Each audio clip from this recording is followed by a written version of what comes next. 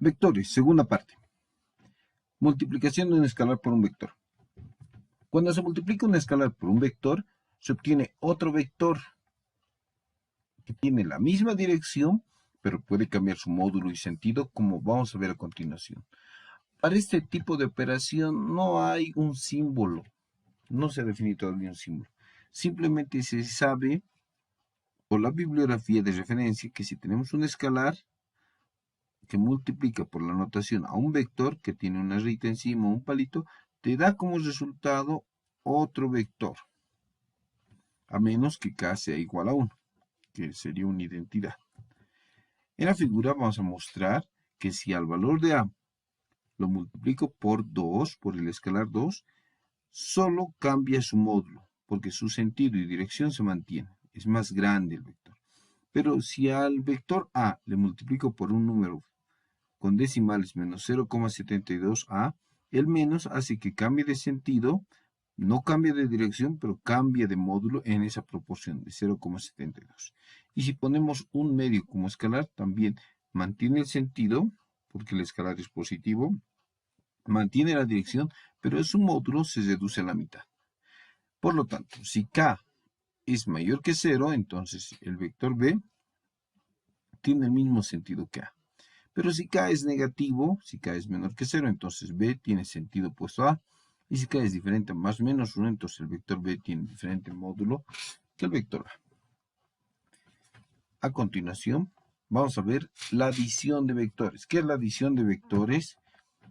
Es aquella operación en la cual se combinan varios vectores, dos o más, tomando en cuenta el efecto de sus características, módulo, dirección y sentido.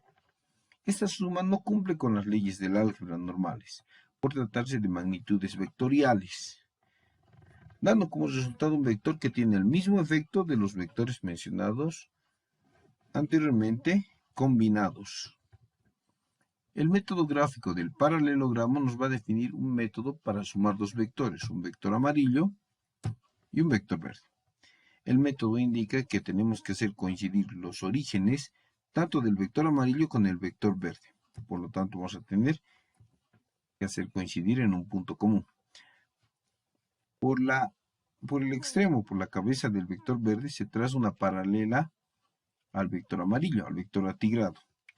Y por la cabeza del vector atigrado se traza una paralela a la dirección del vector verde, formando un paralelogramo.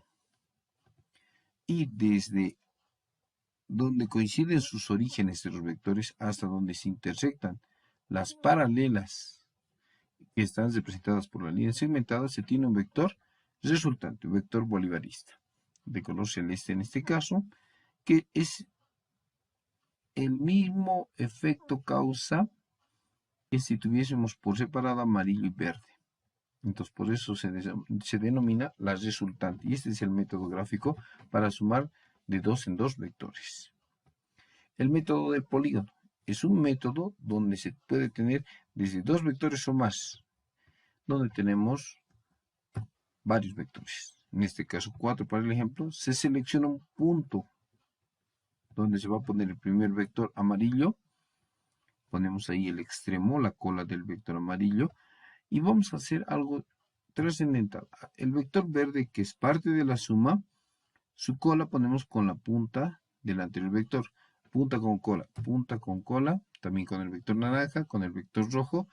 Y vamos a obtener la resultante de llevar desde el punto donde hemos partido hasta la cabeza del último vector. Esta resultante va a ser el efecto de todos los vectores combinados que se han ido sumando. Pero si tomamos otro punto cualesquiera y cambiamos el orden, naranja, rojo, verde y amarillo, no va a cambiar el resultado. Va a seguir siendo el vector que está hacia abajo, paralelo a este otro vector y con el mismo módulo. Entonces el orden no va a cambiar y ese es el método del polígono. No se olviden que tiene que ser punta con cola, punta con cola. Por descomposición y composición de vectores tenemos un sistema cartesiano con rojo X y Y. Y este vector M tratamos de descomponer en su componente en X y su componente en el eje Y. teniendo como dato el módulo del vector y la dirección a través del ángulo θ. Conformamos un triángulo rectángulo donde la hipotenusa es el módulo del vector m, el cateto opuesto al ángulo θ es el módulo de la componente en y, el cateto adyacente es el módulo de la componente en x. Por lo tanto, podemos decir que el vector m es la suma de sus componentes cartesianas en el eje x y y. Son componentes ortogonales y la descomposición se va a obtener haciendo uso de las fórmulas para un triángulo rectángulo de sus catetos, teniendo el módulo y el ángulo. Esta es la forma de descomponer un vector. Si está en el segundo, tercero, cuarto cuadrante, lo que nos muestra aquí, hay que poner los respectivos signos a la hora de obtener la resultante. Por lo tanto, para la composición, vamos a tener que si nosotros tenemos los catetos mx y my y queremos hallar el módulo, utilizamos el teorema de Pitágoras. Y si tenemos esas componentes, para hacer el proceso inverso de la descomposición, que es la composición, utilizamos la tangente de θ. Son relaciones muy conocidas de triángulos rectángulos. El vector unitario se define como aquel vector que si se tiene un vector de referencia A, se lo multiplica por el escalar 1 sobre A y se obtiene un vector de módulo 1. Tiene bastantes aplicaciones en física, donde tenemos un vector A cualesquiera, lo dividimos entre su módulo y vamos a obtener el vector unitario de módulo 1. Entonces, es así como se define el vector unitario. Y se aplica en un sistema cartesiano X, al vector unitario en esa dirección se lo denomina Y, y en la dirección Y al vector unitario correspondiente se lo denomina J. Por lo tanto, vamos a aplicar esa nomenclatura, esa base I y J, para poder descomponer y obtener un vector expresado con sus vectores unitarios. Vamos a tener del gráfico que el vector mx es igual a su módulo por el versor y, porque todo es colineal en el eje x. Lo mismo para el eje y. El vector my va a ser my su módulo por el versor j.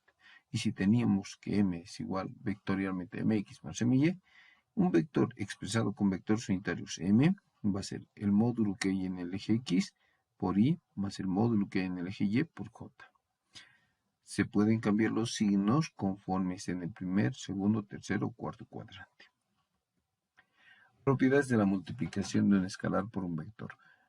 Tenemos las siguientes propiedades. La distributividad. El producto de dos escalares que se suman por un vector es distributivo, se puede distribuir. O también si tenemos suma de vectores y está multiplicada por un escalar, se puede también dividir, se puede distribuir.